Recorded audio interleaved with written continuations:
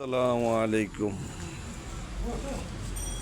আমি আজকে এরকম একটা ভিডিও নিয়ে আসলাম, যেই ভিডিওটাতে আমি দুই তিনটা কথা বলবো। এই যে আমাদের মুসলমানদের জন্য সবচাইতে দামি জায়গা হলো আল্লাহগড় মসজিদ, আর স্থায়ী বসবাসের ঠিকানা হলো কবর। এই কবরে সবাই যেতে হবে একদিন।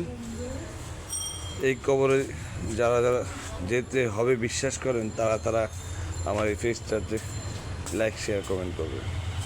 কত সুন্দর করে আল্লাহগড় মসজিদ, আল্লাহগড় কবরস্থান, আল্লাহগড় মসজিদগুলো সাজানো হয়। আমি জায়গায় জায়গায় দেখি অনেক সুন্দর সুন্দর মসজিদ হচ্ছে। এই 4 নম্বর সেক্টর কবরস্থানটাও অনেক সুন্দর করছে, একবারে যতদূর চোখ দেয় খুব সুন্দর লাগে। 24 ঘন্টা এখানে অনেক 24 ঘন্টা 2-4 জন লোক সবসময় মাটি দেওয়া হয়। আর এখানের পরিবেশটা এত সুন্দর, এই পরিবেশটা দেখার জন্য অনেক দূর দূর থেকে আসে।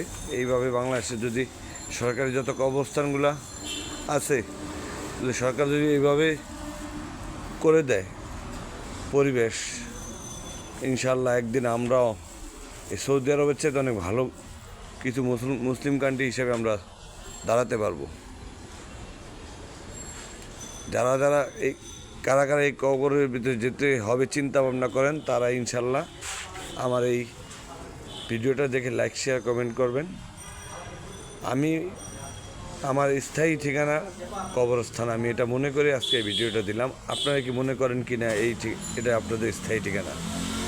এই যে কোটি কোটি টাকা দেওয়া বাড়ি গাড়ি ফ্ল্যাট কিনা, দ্বন্দ্ব করা, ভাই বোনের সঙ্গে দ্বন্দ্ব করা,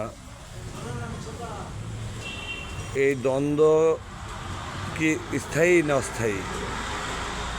অস্থায়ী জন্য এই দ্বন্দ্বটা করা। আর এখানে চিরস্থায়ী যে ঠিকানা, সে কবরটা নিয়ে কারো কোনো দ্বন্দ্ব নাই।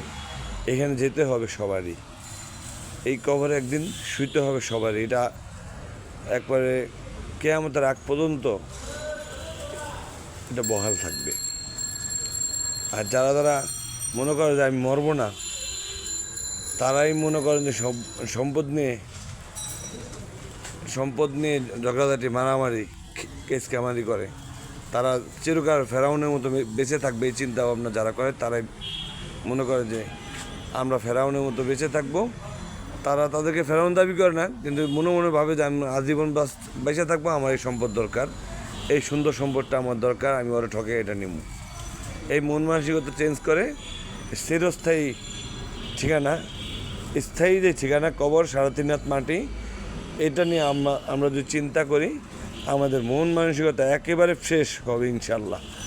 এই একটাই, আল্লাহ দেন জ্ঞান খাস নিয়তে যে কোনো জায়গায় মাটির নিচে বসে করলো, আমরা আল্লাহকে ডাকলে আল্লাহ আমাদেরকে ডাকে সাড়া দেবে। আমরা যে জন্য আমরা এই কোটি কোটি টাকা দিয়ে ফ্ল্যাট বাড়ি গাড়ি করি, ওই কোটি কোটি টাকার ফ্ল্যাটে পড়ে যে ইবাদত করলে আল্লাহ শুনবে, ওই মাটি খুঁড়ে গর্ত করে ইবাদত করলো ওই আল্লাহ শুনবে।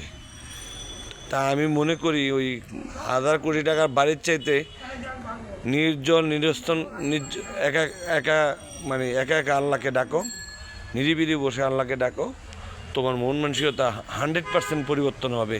যত বড় ফেরাউনই হোক, খাস নিয়তে আল্লাহকে ডাকলে তার মন মানসিকতা চেঞ্জ হবে ইনশাআল্লাহ। আজকের এই ভিডিওটা যারা দেখবেন, তারা যদি মুসলমান হয়ে থাকেন, আমার এই পরামর্শটা কেমন হয়েছে আপনার লাইক শেয়ার কমেন্টে জানিয়ে দেবেন। এখানে অনেক, এই যে উত্তরা 4 নম্বর সেক্টরে এখানে অনেক বড় বড় শিল্পপতি আছে, হাজার কোটি টাকার মালিক, কিন্তু 3.5 হাত মাটির নিচে। আমি এই কথাটাই প্রথম বলতাম, হাজার কোটি টাকার মালিক, কিন্তু কারো কবরস্থানে কিন্তু কোটি টাকাও 1 কোটি টাকাও দেওয়া হয় না, নিয়ে যেতে পারে নাই, শুধু 3.5 হাত মাটির নিচেই চলে গেছে। এটা আল্লাহ লেখা দিছে, তুমি যত কামাই করো, যত কিছুই করো, খুন খারাপি করো, তুমি মরলে তোমার লগে টাকাটা যাবে না।